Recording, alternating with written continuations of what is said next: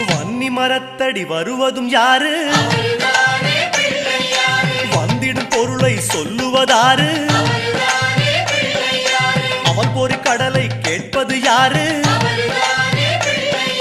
நிதிமதி நிம்மதி தருவது யாரு?